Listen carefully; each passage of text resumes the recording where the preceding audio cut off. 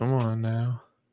All right, Buff Nation, what is going on? Hope you guys are having an absolutely wonderful week. We're just a few days away from, I put it in my thumbnail, Russ.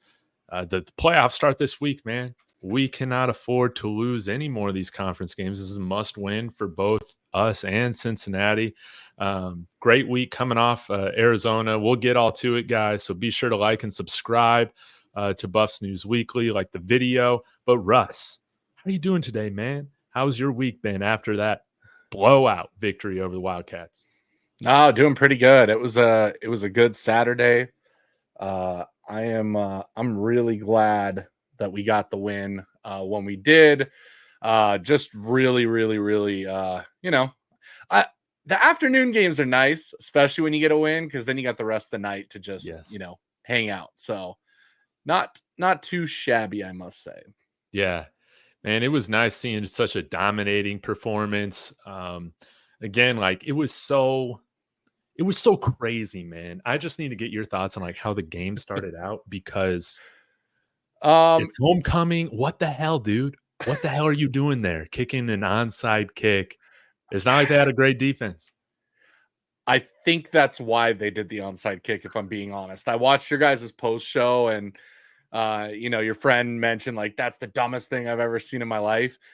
I think that was a sign of what was to come.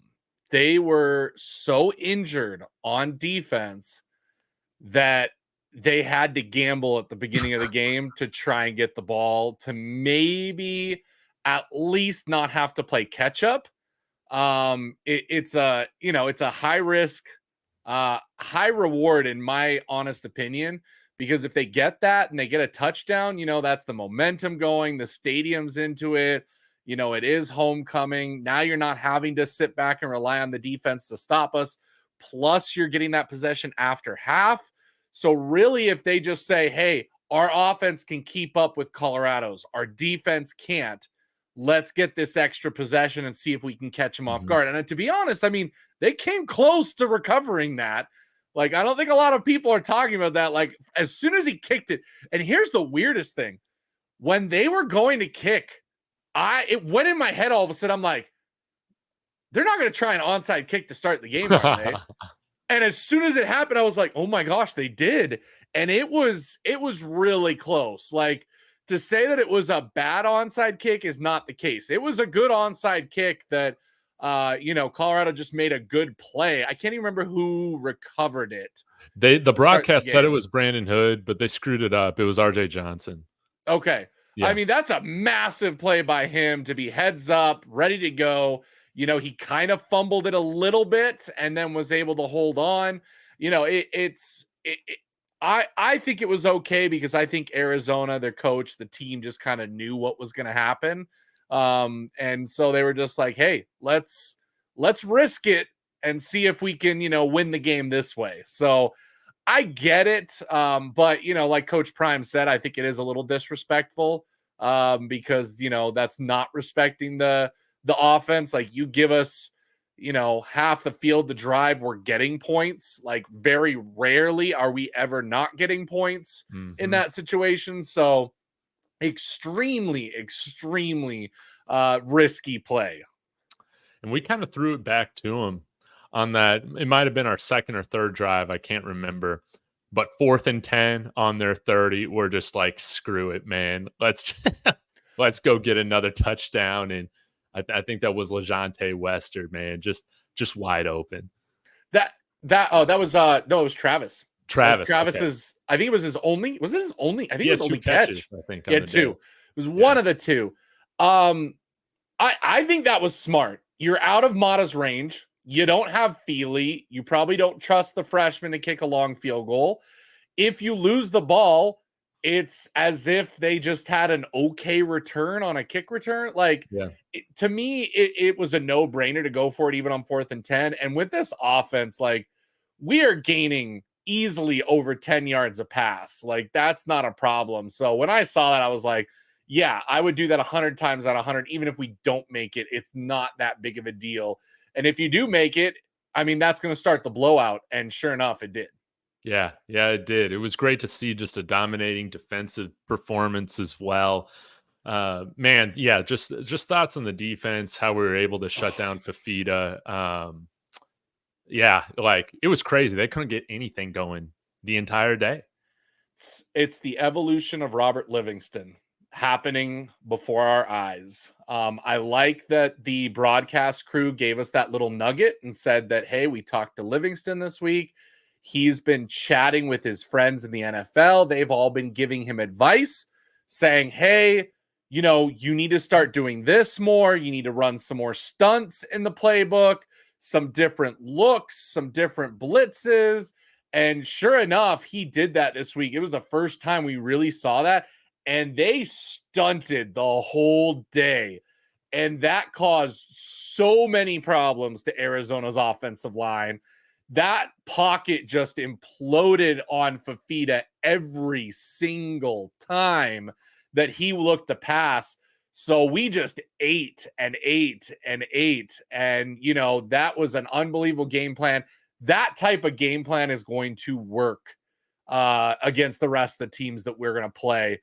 Hopefully, obviously, I'm assuming we'll keep that up. But man, to just see how much pressure we were putting him under, Yes. where if his first look wasn't open, he was going down. They weren't doing anything. So it was just a matter of, hey, cover your guys for 5-10 yards, stay tight on them.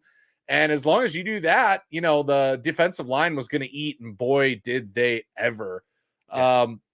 Real quick, I want to go back because I want to make a point of this. So everybody watching, you guys need to make sure that you tune into this show every single week, because my two players of the game were going to be my here are breakout stars.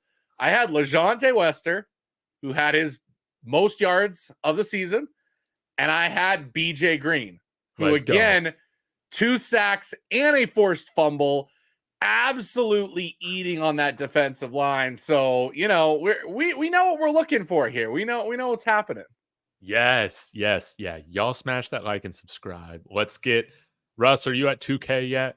Oh yeah, we're over 2K. So next year on to 5K. That's what you're Yeah, building we're on the towards? road to 5K. All right, come on, guys. Go in the description. Go follow Buffs News Weekly. Let's get it. Let's get Russ to 5K. But yeah, man, they balled out. Let's talk about that defensive line, man, before we kind of move to Cincinnati, onto Cincinnati here in just a little bit. BJ Green, phenomenal. It's been nice, of course. We were missing Deion Hayes against Kansas State, but outside of that game, I feel like our defensive line has really filled in well for him. It's just kind of been a next man up. Everybody's been playing really well.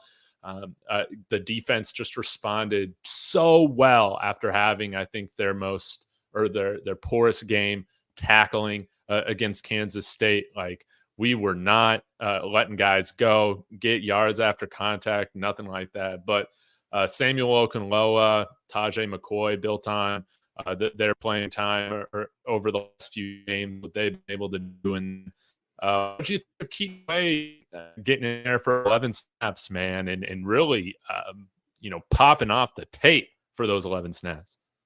Yeah, that was huge. When I saw that first sack that he got and he gets up and I see that it's Keaton Wade, I'm like, where did that come from? Because I thought he was like a ghost. We hadn't even seen the Wade brothers on like well off at all.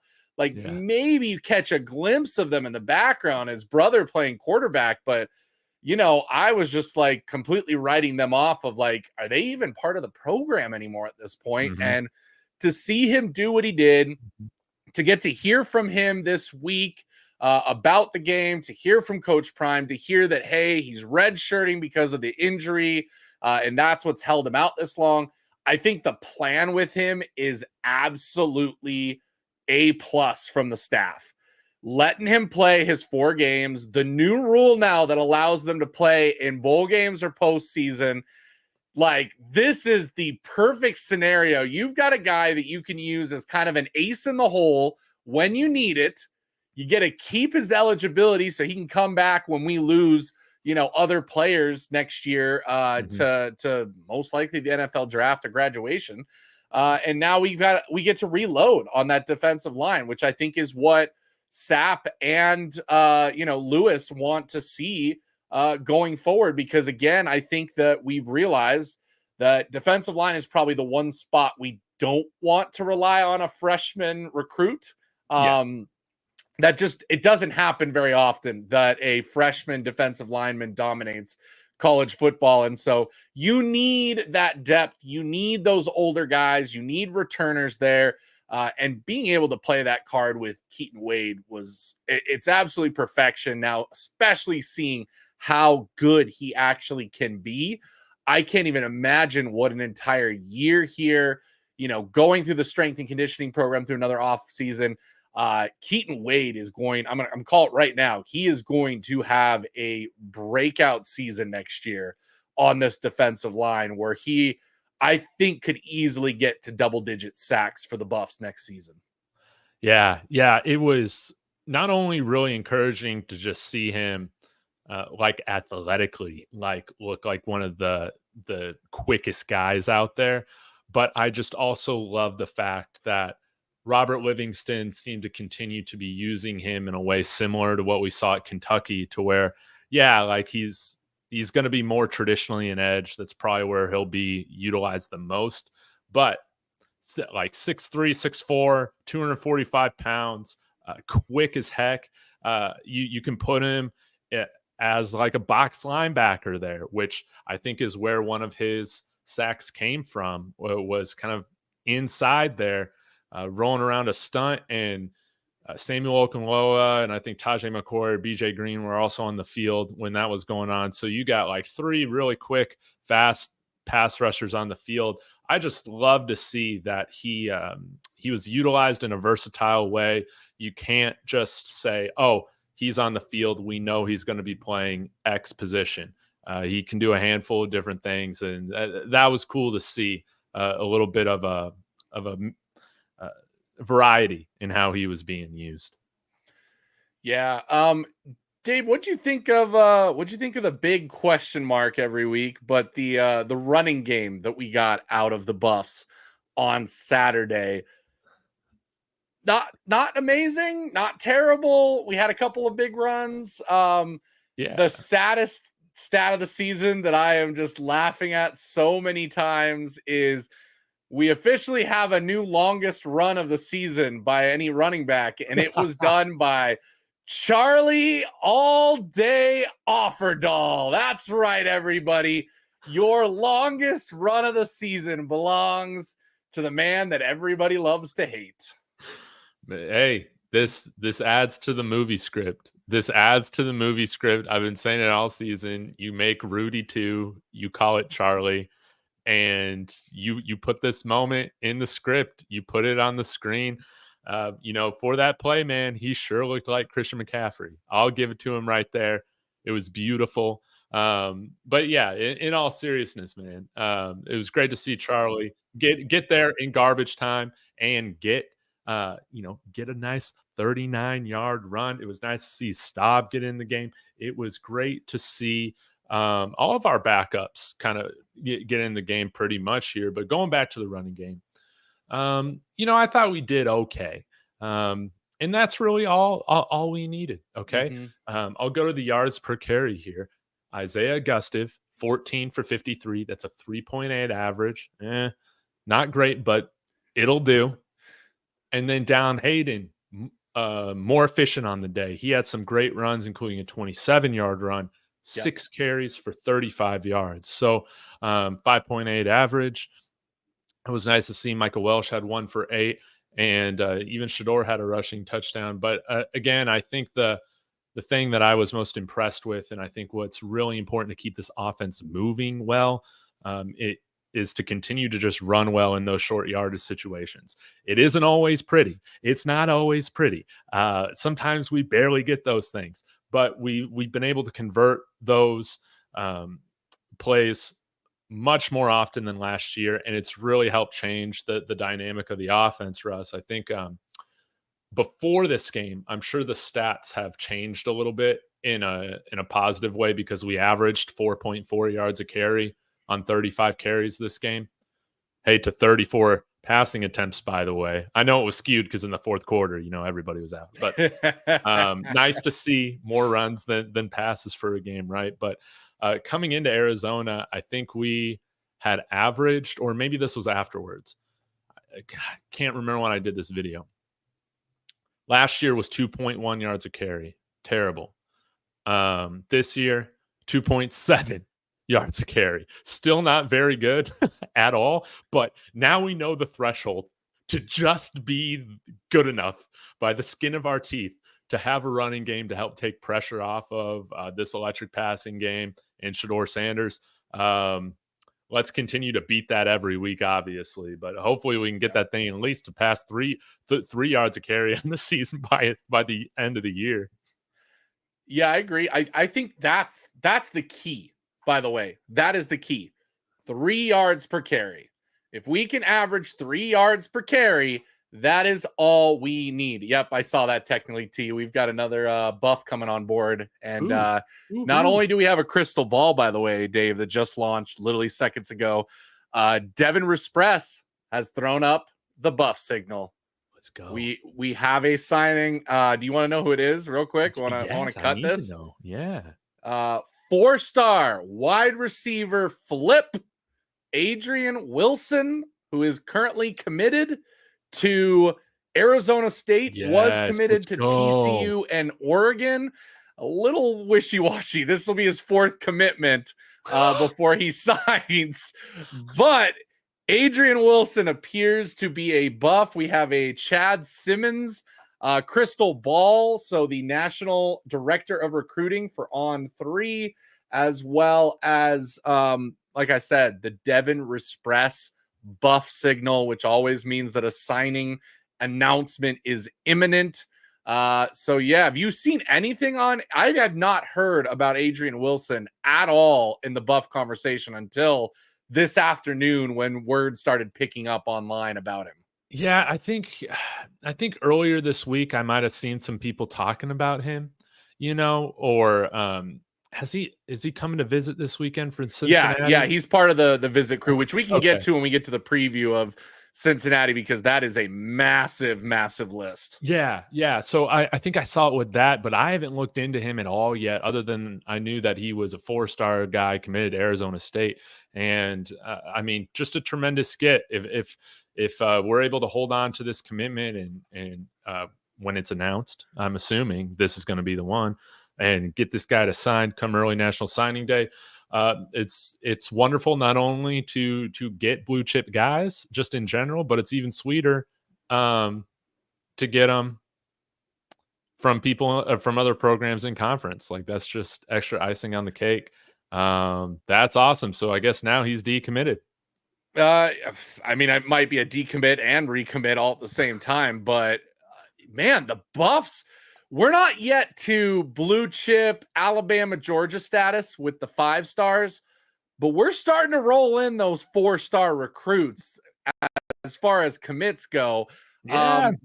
We've talked about it, how we both feel that, I think the high school recruiting is going to pick up this season. We're going to have, I think, my guess is that we double our recruiting class from what we've seen from Coach Prime. I think we get to 20 recruits this year out of high school, because again, the reason we haven't been going high school is we wanted to win now with Shedeur and Travis. So now that they're leaving, it's time to now build the cupboards and get the, depth to this team and the future of this team going. And boy, is Coach Prime starting to line up some killer recruits. Big props to the recruiting department, because right now it is looking really good with the potential for what we could be having. Hey, man, this is great. As a junior in Pflugerville, Texas, not too far away from where I'm at now, 60 catches, over 1,000 yards, 14 TDs. Yeah, I can't wait to look into this guy. This is great. And Russ, I mean, this is what happens when not only do you have like such a unique atmosphere, culture here, but now you're starting to build the wins, and people are able to see the vision for this thing a little bit more clearly. And I think it's just going to help tremendously, especially, man, if we can really take care of business and win these last 5 games, regardless of what happens after that. You're talking about a 10-2 team, really? A 10-2 team in their second year? That there are going to be tons of guys who are going to want to come and play here from the high school ranks. It would be great to get between 15 and 20 really solid freshmen here next year. And yeah, technically T brings up a great point here. It's just what happens at quarterback, man. I'm still feeling good about Julian Lewis, but I like, no, we've talked about this a little bit, Russ, is man, if there's somebody that hits the portal from the quarterback position that is somebody like Travis, or not Travis Hunter, like Shedeur Sanders or Cam Ward when they were in the portal, you got to go after that guy regardless. But if there isn't, then, I'm totally open going with a guy like Julian Lewis from the get-go, but we'll just have to see. I mean, the nice thing with the Julian Lewis stuff, and I hope that Julian Lewis is seeing this, is I think, I mean, we could build a 4-year, like, come up with all of these young guys, build up to that 3rd, 4th year here at college and really shoot for a national championship.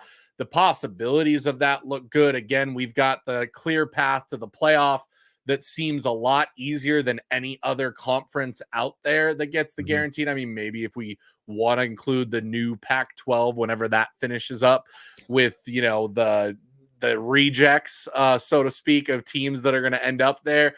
But, when it comes to the big Power 5 conferences, I think that we have that clear shot to be dominant in there. So between Coach Prime himself, because let's not forget, this is the same guy that got probably the greatest recruit in football history to commit to an HBCU to play for him. Add in the fact that we're now talking about Colorado, which, obviously we know is a beautiful, gorgeous place to live, is a nice place to live. But on top of that is a very, very good program when it comes to facilities, when it comes to, amenities, when it comes to right now, it looks like the school is completely bought into the football team and going to give them any resource that they want. You added that all up, and I can't wait to see what happens next, because it's just been the greatest ride ever. I mean, did we ever think that we were actually going to secure Jordan Seaton as a recruit here at Colorado in Coach Prime's second year after a 4-8 disappointing season? Yeah. We get the number 1 recruit in the number 1 position we needed. Like, seriously? Really? Yeah, it's incredible, man. It's still surreal. And I just feel like this is just the tip of the iceberg, man. As long as we continue to handle business and all that. I know that, man, some of y'all asking, man, what's happening to quarterback Wade? What's wrong with the other guys that they got? I don't know, man. Like, maybe Dominique Ponder is the next Stetson Bennett. Like, I don't know, but if these guys are less on the depth chart than Dominique Ponder, Ryan Staub, I don't know. Like, I just don't really have much expectation.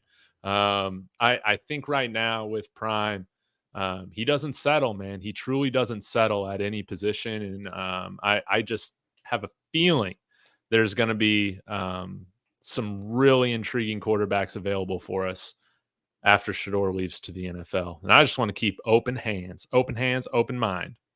Hey, if they want to compete, they can compete. The nice thing is, and you guys got to realize this too, Coach Prime is going to be 100% honest with these guys when the season gets over.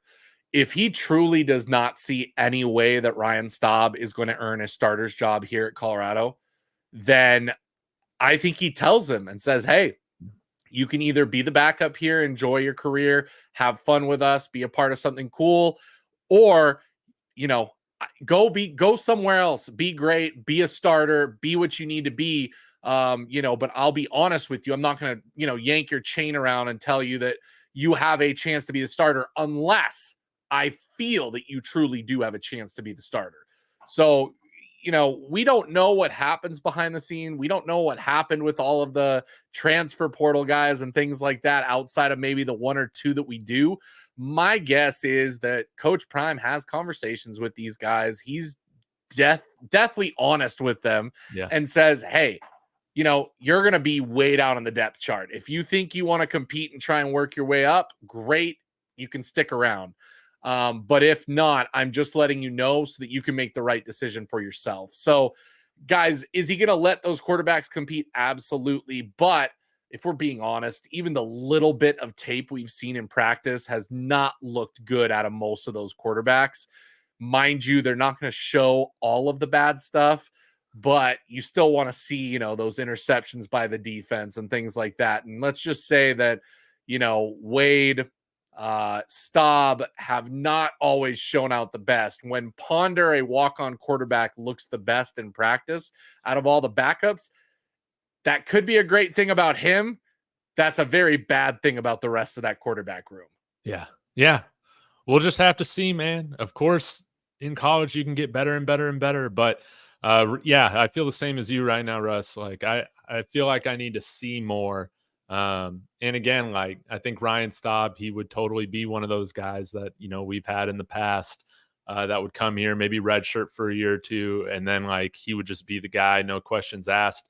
The standard is higher now with Coach Prime here.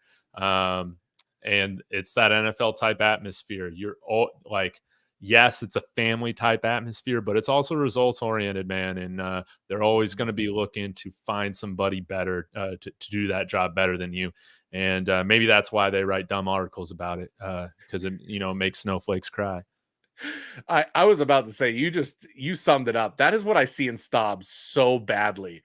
Is I see every quarterback that we've had for the last 15 years. He seems like the prototypical CU quarterback we're used to. And those standards have gone through the wind. That's no longer the case here. We are going to have top quarterbacks every year, whether it's the recruits, whether it's the portal, whatever that looks like. Real quick with Adrian Wilson, just so people know, and we didn't point it out on this report, he is the 35th wide receiver nationally. Interesting little stat to add. Nice. If you forget, we also have a commit from Quinnell X Farrakhan Jr. from Texas as well. He is the 38th. So we could be getting the 35th and 38th ranked wide receivers in the country in the same class. Not to mention, we also have Cam Michael and Draylon Miller. So let's just say that Colorado is going to continue having an unbelievable wide receiver room, top to bottom. There'll be schools that'll consider themselves wide receiver U for years to come because of who gets drafted out of there. But when it comes to literally guys that could start on any team, we have got it top to bottom, doing really well with that. So it's starting to grow. But it's going to get even bigger because this weekend, Dave, is probably the biggest recruiting weekend of the entire season. Have you had a chance to look through the rumors and rumblings of who could potentially be coming to watch this Cincinnati game for Colorado? No, let me pull this up here. At least I know there was an article what the confirmed today. official visits are. But yeah, go ahead. So let's see a couple of. Let me pull up the article that I got on my end. Okay, yeah. Why don't you pull it up? Yeah, because all I see right now in 24/7 only official visit is Cardis Smith. I'm sure that's going to be updated. Yeah, because I think Julian Lewis is going to be here this weekend. Yeah, we don't have confirmation, but I will say this: after his post this past weekend, I feel good again because out of nowhere, you're going to include a Buffs graphic for your weekend. That was really interesting when he hasn't talked about us since August, July, nothing Buffs related. It also seems like, by the way, when it comes to the Julian Lewis story, Indiana may be out even after how good they're playing because he canceled his official visit this past weekend to Indiana where he could have gone and seen them kill Nebraska. And instead, he did not end up going to Indiana, which is pretty telling. So I think this weekend is going to tell us exactly where his head is at. If he is in Boulder, then we're in play. If he's not, he very well could be a USC lock. However, everybody's got to realize USC fans are about to burn Lincoln Riley at the stake. And if he's not there, Julian Lewis is not there. But who knows what'll happen there and whether or not they cut bait with Lincoln Riley that quickly. So the article from On3 talked about Adrian Wilson coming for a visit this weekend, potentially looking to flip him. That was this morning. We've also got, it looks like Quentin Gibson is also taking an official visit this weekend. Let's see, what position is he? Looks like he is on the list. He's looking at TCU, Mississippi State, SMU, and Washington State. 20 yards to rack up. Oh, okay. Looks like running back. Let's go. Yeah, looks like a running back, I think. No, wide receiver it might be. Again, they brought up Julian Lewis and that they want him to come this weekend and they're pushing for it. That's not out. Alex Graham is coming back for a visit, so we're still on his list. I was a little worried about him with all of he's the taking a ton of visits right now. So he who knows? is. But that's what you got to do, guys. Again, I don't get mad at these kids for taking as many visits as they can. It's their career. That's what they got to do. I hope he ends up here, though. But seems like Illinois, Michigan, some other Big Ten teams are really making a push for him right now. Yeah, and with the last couple of commits we've got, and I should say Baldwin hasn't committed yet, but with Baldwin and Branch both being defensive backs / safeties, I was a little worried that maybe Colorado was saying and to themselves that, oh, Alex Graham is going to go and leave us, because honestly, I think Alex Graham is probably one of the best recruits that we have, obviously outside of Chauncey Gooden at the interior. Obviously, Cardi Smith will be here on the official visit. And let's be honest, Coach Prime is now, I think, being a lot more selective with his visits. The last one with Baldwin, with Branch, I mean, Baldwin has been crystal balled. He is announcing November 15th. Everything is saying that he's going to commit. So that weekend that Cardi Smith was here with those other guys, it's looking like everybody's committing from that weekend between Baldwin, Branch, and Cardi Smith coming in. So my guess is that they're talking to these kids and saying, are you really considering us? Like, are you willing to potentially commit after this trip? If we bring you out, like, what is going on? Let's have a, honest conversation. So I feel pretty good, if obviously now with Adrian Wilson looking like he's going to commit even before visiting, which is a little bit weird when that happens, but he's going to visit. If Cardi Smith visits and finally does his announcement, a guy like this other player who's also out there, Quentin Gibson, man, we're starting to rack up the recruits big time. And now, I think I saw another rumor of another offensive lineman that was also being discussed. I can't remember who it was, but I saw that last week. So it's going to be a big weekend, Dave. We've got to show up for this game. Yes. Let's get some more commits. Let's put on a show. Boulder's absolutely going to be popping. We probably teased this preview long enough before we get to it, Russ, right? So coming in to this game with the Cincinnati Bearcats coming into town, for you, what's the storyline of this game? What does this game mean to you? What should it mean to the Buffs? I think it's like you said and how you titled the video is, this is it, boys. This is the playoffs now. We need to go out and win each and every week. We need to dominate each and every week. And again, we're now racking up the games where you see Colorado's potential being reached. Can we keep that going consistently? Can we not have setbacks like the Kansas State game? Yeah. Can we perform at home late at night? For the love of God, please, can we not have any more close late night games here in Colorado with Coach Prime? Change whatever you need to change. Let's start just assuming we're going to have late games and start preparing like we're going to have late games the rest of the season. Because let's be honest, Dave, we are going to have late games the rest of the season. We are going to draw the best crowd and audience for TV in a late game. We are the only team that is going to keep people up in that late time slot. So let's be honest, the national TV slots are licking their chops that Colorado is in the West, and it finally gives them an A-list team that every week is being watched heavily. You could say it's Oregon. I get it. They're the number one team in the country, but we're still beating them in the ratings even while they're the number one team in the country. So like, we're just going to have to get used to it. Like, I'm already planning, Dave. Like, I laugh looking at that Oklahoma State game that I'm going to at the end of the season. 10 a.m. start. Yeah, right. That's going to be an 8 p.m. start, and you know it. You know it's going to be shifted to 8 p.m. on Friday, on Black Friday night. I mean, come on, Dave. You know that one's going to be shifted. It has to be, man. It has to be. I rarely do this, but yeah, you're making me feel like I need a coffee sponsorship for this channel if I'm going to be up late every weekend covering this team. I hate the late kickoffs, but you're right, man. We do something that not a lot of teams can do, if not any team in the Big 12 can do, and that's put a ton of eyeballs on the Big 12 late at night. And this is kind of the last hurdle I feel like that we're trying to overcome. I feel like generally we play pretty well at home. It's just outside of these night games.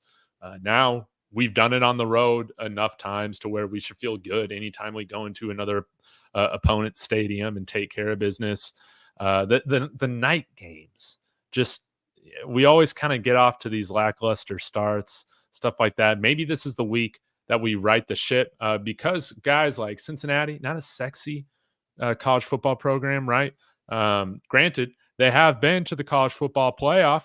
They've been a lot more accomplished than we have, over the last 2 decades or so. But this wasn't a team that, I think they finished with 3 wins last year. There was not a lot of expectation with them coming into the year, and they've been one of the better stories in the Big 12. This is a quality football team. I think that they're a much better team than Arizona. They're tougher. Make of it what you will against Arizona State, beating them with, Nebraska legend Jeff Sims. But this is a team that's had some really quality performances, win or lose. They played Pitt really close, which is a really good program this year. They played Texas Tech to like 3 points on the road, like 44-41, I think. This is a team that I thought coming in, this would be our easiest matchup of the season, either this or Baylor in conference. That's not the case anymore, no. No, I saw a graphic today that talked about everybody's been retweeting it this week. It was all of the predictions for the Big 12, and it is completely just flipped. They had Arizona State, Cincinnati, Colorado at the bottom, right? Except now what do we have? Arizona State, Colorado, Cincinnati are near the top of the Big 12, and the favorites, Oklahoma State, Kansas State, those teams are not Utah. Are not doing what they were supposed to do. It's completely flipped themselves on head. I would agree with you. In the offseason, I think in our preview show, I said that this was a for sure easy win, walkout win. Yeah. It's definitely not going to be that way. I do think it's going to be a lot closer. They've got some good, dangerous targets and things that they can work with. And what I love about them, unlike Arizona was a one-trick pony. It was all about T-Mac and what he could do. We shut him down. He did nothing the entire day. Well, the problem with Cincinnati is they're spreading the rock. Okay. So it's not just, they still have a top guy who has some good numbers. But if you look at the stats and how they're spreading the ball around, they have got some dangerous weapons on the outside. And their quarterback, honestly, way better than Noah Fafita. I think he's one of the better quarterbacks in the Big 12 right now, Sorsby. He's one of the most, I would say, consistent, reliable guys. So right now he's at a 13 touchdown to 4 interception ratio. Like, that is unbelievable. Okay, guys, that is top of the Big 12. That is right up there, compared to Fafita, who literally has 10 interceptions on the season after this weekend. night and day difference. So Mhm. the nice thing I would like to say about this, though, is I don't think that Cincinnati has played a secondary like ours. No. They've done a good job of passing it, but they've been passing it on the other Big 12 teams who do not have a very good, passing defense. This conference is run heavy. And so to have a team like Cincinnati, to have a team like Colorado, I think we're going to be very impressed this weekend. And I'm very excited to see what we can get out of them. But they spread everything Yeah. out. There's not just one person that I'm like, okay, this is their best player on the entire team.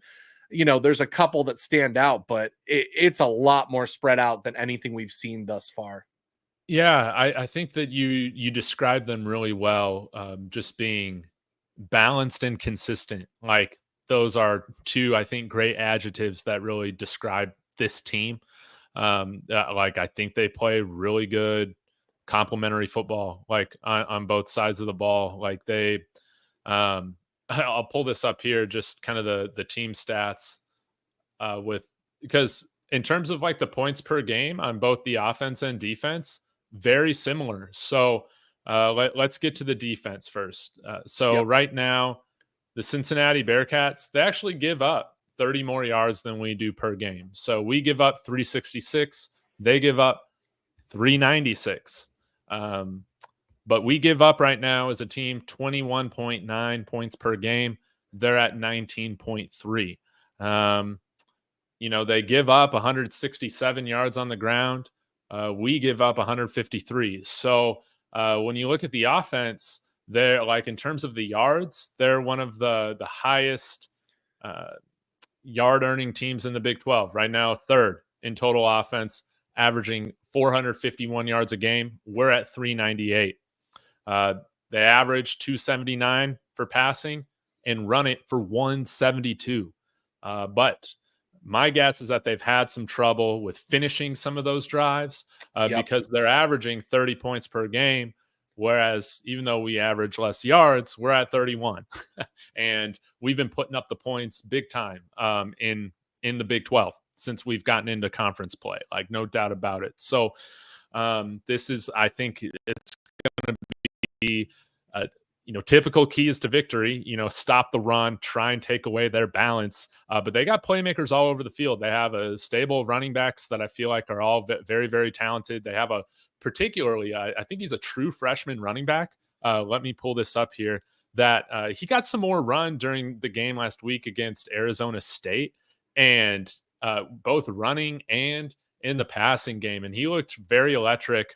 Manny Covey, 5'11" or 5'10" guy out of Stark, Florida. But yeah, they got a ton of weapons, guys. They and their quarterback right now, 67.2 completion percentage. So he is making good decisions. He is being accurate, like you hit on earlier. Like this is a really good football team, man. Yeah, and I mean the rest of the running back room does such a great job Yes. too. And that one is pretty spread out. Evan Pryor is holding a 9.9 yard per carry average, and Insane. he has not only carried the ball like 2 or 3 times to get that. He's carried the ball 31 times to an average 9.9 yards per carry. Like, come on. Like, that is not he's gonna be your breakout, home run guy. And then Corey Kiner is, he's the workhorse, still averaging 5.6 yards a carry on 106 carries. Like, are you kidding me? Like, they have got a consistent offense all around the board. I wouldn't say that they're just a running team. I would say that this team is a very complementary style of football, which is why they are sitting where they are as far as, their record Yeah. at 5-2, just like us. Being the loss was a 1-point loss to Pittsburgh and a 3-point loss to Texas Tech at Texas Tech. Was Pitt on the road too? No, Pitt was at home. Oh, okay. Yeah, Pitt was at home but still, like, Yeah. they could be right now a 7-0 team easily. Like, that's scary. Yeah. Yeah. Just a couple different plays, and those results are totally different. Yeah, they haven't been a team that's gotten dominated or anything like that. And yeah, they've had really solid performances, man, all the way across the board.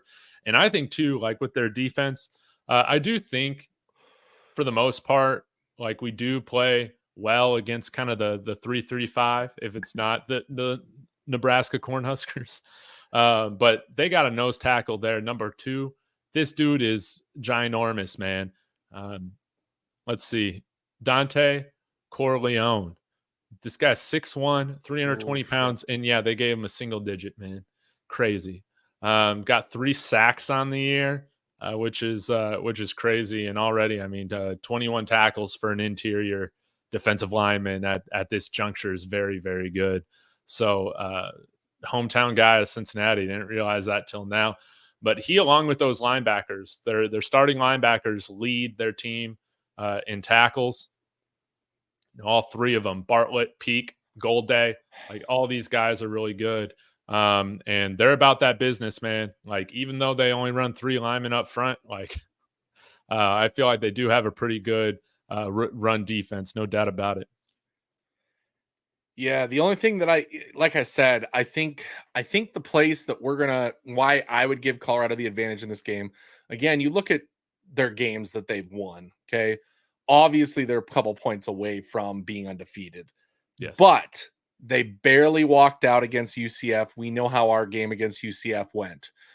Their most recent game against Arizona State, let's be honest, it's like you said, it's the Jeff Sims. It's as now he's gone viral.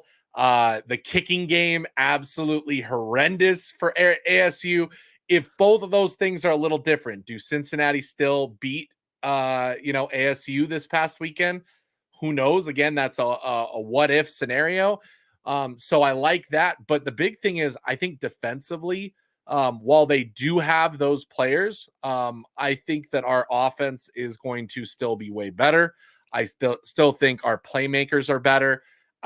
There's not a game the rest of the season where I'm like, okay, our offense could struggle against their defense. The only way our offense struggles is if somebody game plans that perfect defensive game plan and they get to Shedeur just enough, similar to Nebraska, similar to K-State in some ways. But even then, I think that was more who we were missing. The fact is that we're getting Travis back. He said on his podcast today that he is at 100%. Okay. Yeah. He is at 100%.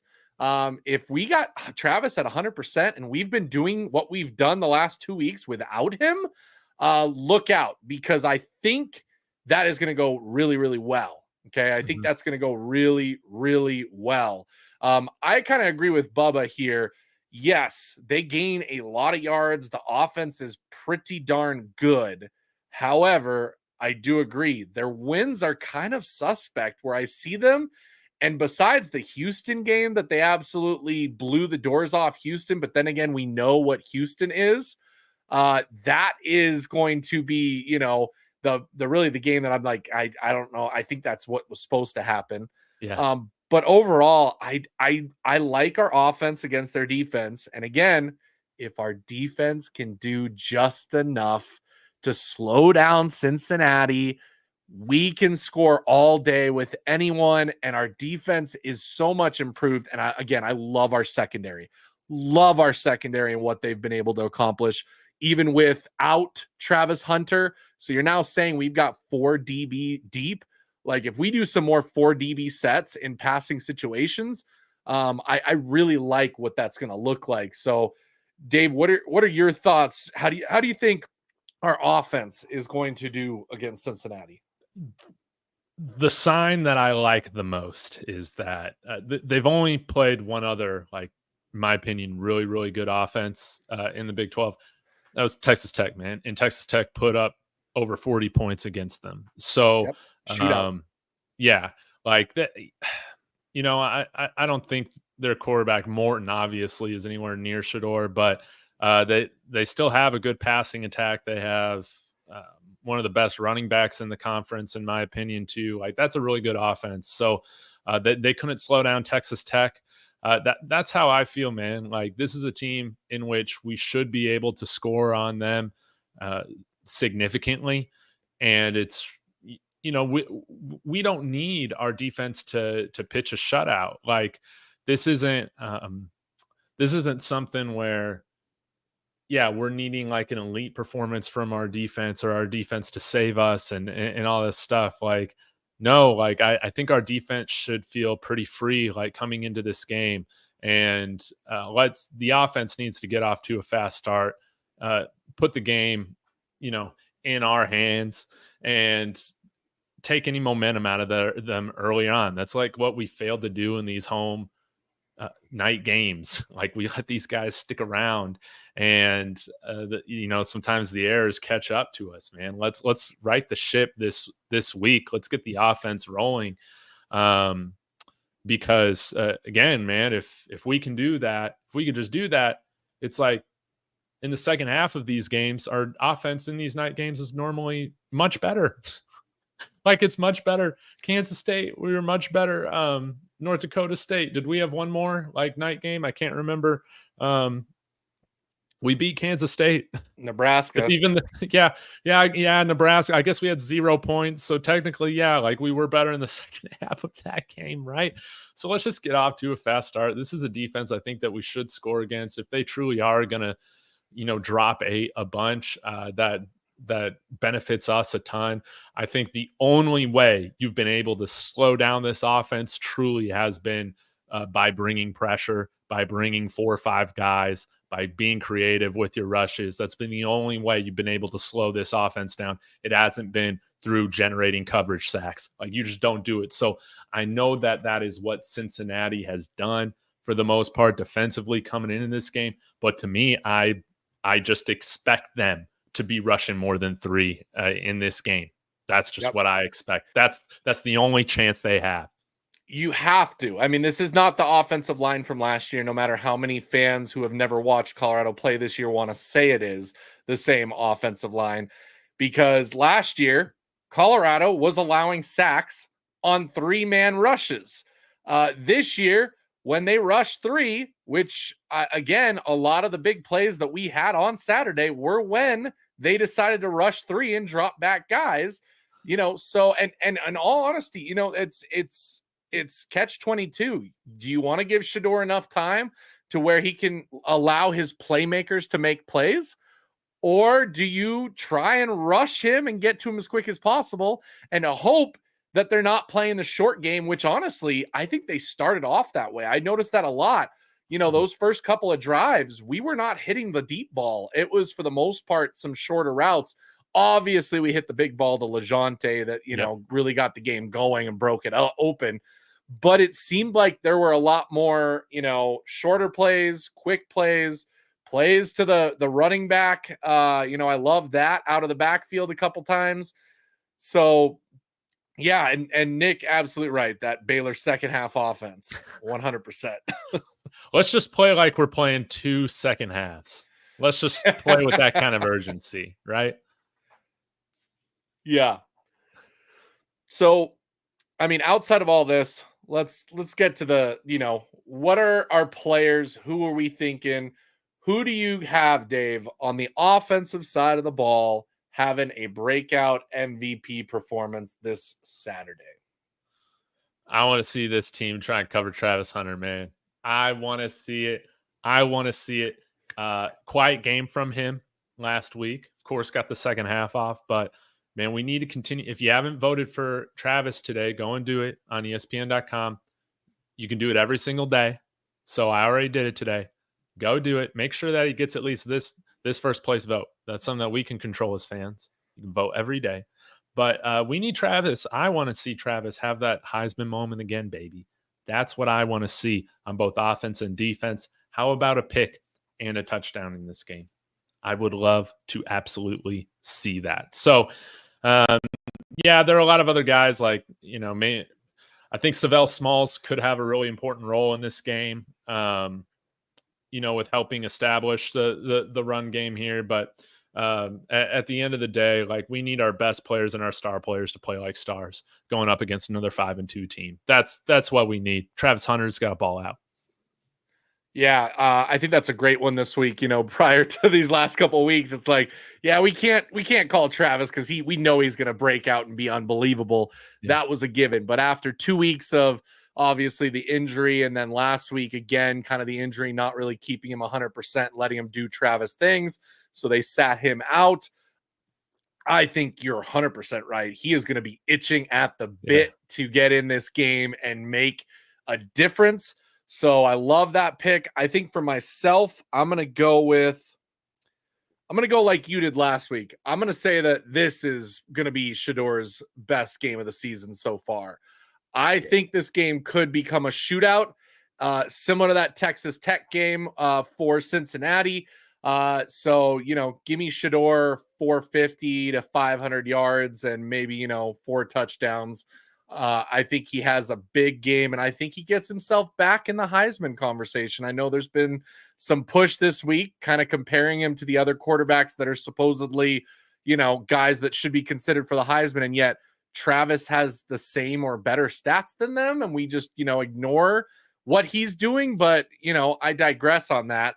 I think, that's going to be big.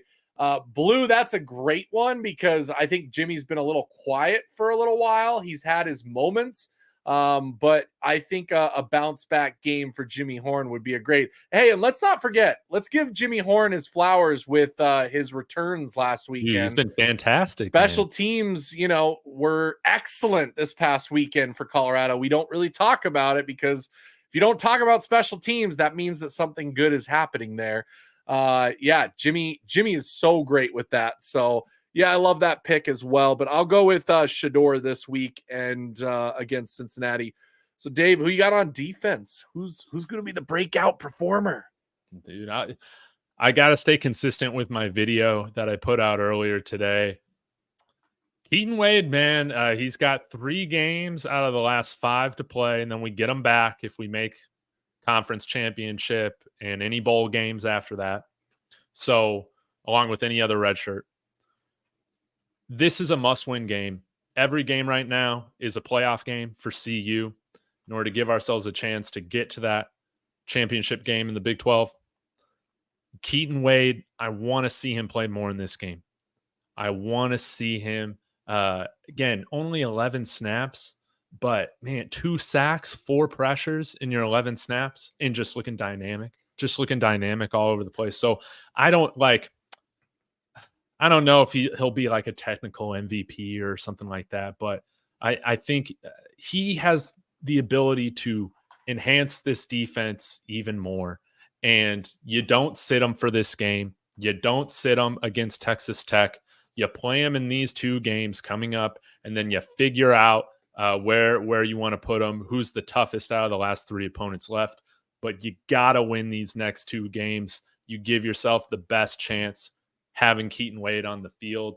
When you got Keaton Wade blitzing along with our edge guys going at it, that was such a thing of beauty. I want to see more of that. Yeah, that's a great one. I would love to see that. I'm going to go kind of in the similar vein, but I'm going to go with somebody who's been breaking out and really putting on the stats the last couple weeks. Yes. I'm going to go with Sammy Sacks. Samuel Okunlola. He's going to have another multiple sack game this weekend. I'm going to call it right now. He's also been really good in the run game. Samuel Okunlola is everything we thought he would be when we talked about him in the preseason. He's finally really coming on, though, kind of becoming his own person. I mean, as bad as this sounds, and I don't want to sound, mean about it, but, missing Deion Hayes the last few weeks, we have not felt it like you might thought we would have with BJ and Sam and, Arden Walker and Tajay McCoy. And now, Wade, can we just talk about how good this rushing room is? And honestly, let's give our, a round of applause and flowers to the defensive line coaches, because D-Lou and Sapp have transformed this defensive line. Everything is just meshing when it comes to that, and they are starting to eat each and every game. I love what we're doing there, and so I can't wait to see what this defensive line is able to do Saturday. Yeah, let's go out and put another 5, 6, 7 sacks on the board, man. Wouldn't that just be delicious? Let's continue to increase our lead. That in total sacks. The fact that we lead the conference right now is it's incredible, man. It's insane. And this is also, man, why personally, this is a side note, Russ. This is also why I like not setting my expectations to the moon, because it feels so great to see these guys exceed expectations in some of these areas, man. It's just a treat to watch. It's awesome to see these guys. That they're really proving, man, that we got one of the best defensive fronts in the Big 12. Some of the numbers might not always agree with that, but some freaking do. Some freaking do, including 21 sacks, baby. Yeah. Yeah, no, I agree with you there, especially, well, and you got to go with, what we're used to as Colorado fans. I mean, CU it hasn't been in a very long time known for our defensive fronts. Yeah. But let's also just say, like, again, what was the one thing people said about us going into the season? Oh, CU will have a terrible defensive line and they'll have a terrible offensive line. And, that's going to be the story, and they're going to suck in 4-8. Well, guess what, everybody? We're 5-2. We've got the number one defensive line when it comes to rushing the passer in the conference. And guess what else? We have one of the best the best freshman offensive lineman in the country in Jordan Seaton, who is absolutely dominating his role on that line. No matter what everybody else is doing, he is doing what he needs. And so to see the trenches perform the way they are, and it's only going to get better in seasons to come. This is not going to be the best our offensive line by far. It is going to be so much more improved as we bring in more and more depth and stars to that. So I can't wait. And I agree 100% with this comment.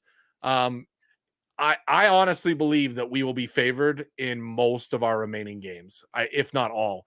I cannot really think of a game where I would give the opposition the favorite. If we were maybe going to Utah, I'd maybe give Utah the nod there. But having them come to Boulder, without their quarterback, with the offense they've got, Texas Tech, I love that. That game's going to be fun to watch, Dave. That's going to be fun. Are you going to that game?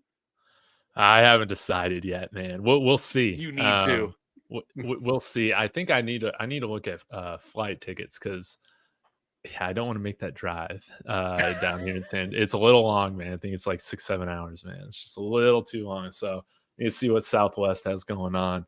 But that's going to be a really fun environment. But yeah, you want to get to our score predictions for this one? Let's do it. You've gone first the last couple of weeks, so I'll jump in. Take it. This game is going to be big for multiple reasons. Okay, not only are we going to have all the recruits in the house this weekend, but it's also payday, baby, because all those people that took the over on 5.5 wins are going to be rolling in the money come this weekend. Plus, we're also going to achieve our goal, which was get Peggy to a bowl game. We are going to qualify for that bowl game this weekend. We're going to be sitting at 6-2. I'm so excited to dive into my bookmarks in Twitter, because that is probably the most fun you can have when people talk trash to you for an entire year and you finally show up. So, hey, it is going to be a fun weekend all around. So I've got Colorado winning, and I have them winning decently high, but we're also going to see a pretty high scoring game. I've got the Buffs winning 42-31. Dude, that was my score. I was picking 2. What the heck? Hey, we can match. Good juju, we can match. We're confident. Dude, this is the game, dude, where we take care of it all. Like we said, man, get Peggy to a bowl or get pegged. Take me to a bowl. Like, we can't allow that. We like this moment. We are built for this moment. Cincinnati, nah. Folsom's gonna be lit. This is the time we play good at a night game. It took how many times for us to play good on the road? Like five, 6 road games. I can't remember, man. But that we've had enough night games. We know what we got to do. Let's play like we're playing two second halves. Please, Lord. Please. And we need a strong run from Ralphie out the gate. I think she's been doing a little bit better this year. So there we go. The last little thing I want to add, though. Hey, everybody, prediction time. After the Buffs win Saturday, we will be ranked in the top 25. Ooh. 5-2 games, national TV. If we take care of business and do what we're talking about, you and I, a 42-31 victory against a 5-2 Cincinnati Bearcats, I think that we jump into the top 25 come next week if we win. That'd be sick. Honestly, man, I want them to keep throwing us shade, man. So we'll see. But I mean, that would be fantastic. Can't remember the last time we've been ranked this late during the season. It always seems to happen kind of around the beginning of conference play. Even with Mel Tucker or who do we have? Mike McIntyre before then. We probably haven't been ranked this high since 2016. Well, like this late in the season. Yeah, it has to be then. Yeah, because we were like fringe top 10 in 2016. I don't think we got into the top 10. But anyways, I'm getting on a tangent. Russ, I got to ask you, man, and more so the viewers know. Got that nice jersey on, man. Number 15. Who is it? Oh, it's my man, Cordell Russell. I gotta go with the namesake and get my name on the back and support C5 on the Buffs. So I had to go out and pick up his jersey. Of course, when they dropped the retro classics that one game, I knew that was the jersey for me. I see you're also matching me. Who you got on yours? Yeah, well, before I get to this, I've had some issues getting my Kareem Harden jersey, dude. Like, I can't remember if I told you this. I originally ordered it after he played so good against UCF, and I guess it never came, and it was declined because of my address change. So then I go to it, and it's sold out. Like, they don't have my size. So then I go onto the Fanatics website, and I order Kareem Harden. And then somebody in Guru's Discord points out to me, no, Kareem Harden in this jersey is still 77. I'm like, what the heck? So then I contact support, man, and Fanatics, and I'm like, this isn't his number anymore. So they just cancel the order. And then I get on with Fanatics again, asking them to change his number to 55 because I don't want to do just a custom jersey because I want him to get his slice of the pie, whether it's like $20 or whatever. I want him to have that. Well, dude, these idiots still haven't changed his number, man, on the website. And I like emailed them all this stuff to show him like his new number is 55. Still haven't changed it, man. So with that being said, had to get another jersey as well. So I went with Cameron Silman Craig, man. I like number 7. Cody Hawkins, the better liked Hawkins between him and Dan, no doubt about it. But it's nice. But I guess they don't do this for the fan jerseys. They took the hyphen out. So it just says Silman Craig. Yeah. One word. Yeah. Come on, Fanatics, dude. Like, I got to get this thing together. And guys, if you haven't ordered multiple Fanatics jerseys, Russ and I were talking about this before we went live. They all fit differently. Yeah. The Nike football jerseys all fit just a little bit. Yeah. Size up, everybody. Size up. If you want, kind of that airy, a lot of space. The sleeves are just very weird. The sleeves are tight right here.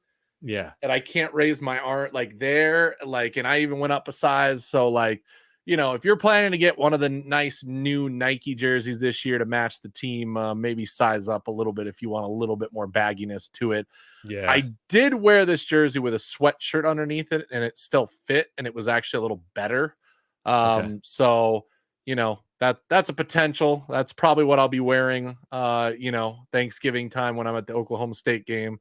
You'll see me in this with a sweatshirt underneath and probably my CU bomber jacket. So we'll talk more as we get closer to that game because I hope I see some of you guys out there for that game. But I will say, I do appreciate a good fake now because honestly, fake is the only way that you're getting stitched jerseys anymore nowadays, and they're usually Yeah. way cheaper than you get these real ones Yeah, for. we need And a good fake jersey maker, man. You know, yeah.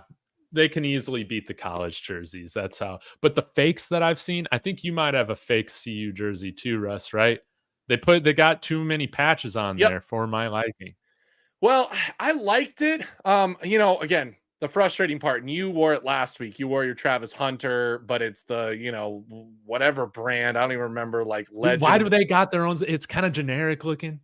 Why can't, you know, Shedeur has a deal with Nike now. Why are we not getting Nike Shedeur jerseys at this point? Like, what is going on? Why is that not happening? And so you see Shedeur Nike and Travis Nike jerseys, they're all fake. They're all fake. That's how you can spot a fake. Is if somebody's wearing a Travis Hunter jersey that looks good or a Shedeur Sanders jersey that looks good because they're fake. And so, yes, I have a fake Shedeur in last year's white and gold, which I absolutely love, by the way. Absolutely love it. It feels great on. So, I mean, for the price that I paid, I will take that every day of the week. Yeah, Shedeur Travis. That's really my only gripe with them is that they sell not very good with jerseys, man. Um, like one of those because you know who they are, but it doesn't look nearly as good as this one or my Carter Stoutmeyer jersey I got. Like, yeah. Anyways, yeah, we need to go to AliExpress. Russ, let's wrap this thing up, man. Really appreciate you hopping on again, doing this. What do you got coming up this weekend? Yeah, we'll be back to kind of our normal schedule. So I will see everybody hopefully some point on Sunday. I don't know the exact time we'll be going live, but we'll hang out, chat. Um, who knows? Maybe because it's such a late game, I do love doing a Saturday stream at some point to like just pregame and talk about all college Yeah. football that's going on. So we may do that on Saturday. Just be on the lookout. Make sure you guys are subscribed on my channel or follow me on Twitter, just so you guys know when I'm going live. And yeah, we'll just have fun this weekend because text me if you want to do a pregame party because I'll you know I might be available to hop on too with you. So okay, yeah, let's do it. Man. Yeah, I'll text you. We can hang out Saturday because it's gonna be, you know, a long wait. We're just gonna be sitting around waiting. Yeah, waiting. So, guys, thank you so much for tuning in. We had well over 250 people in here, so that means a lot. Please go like and subscribe to both channels. That's greatly appreciated. And leave us your thoughts in the comments on the replay as well. But this is a big game for CU coming up. Must win. A lot is on the line.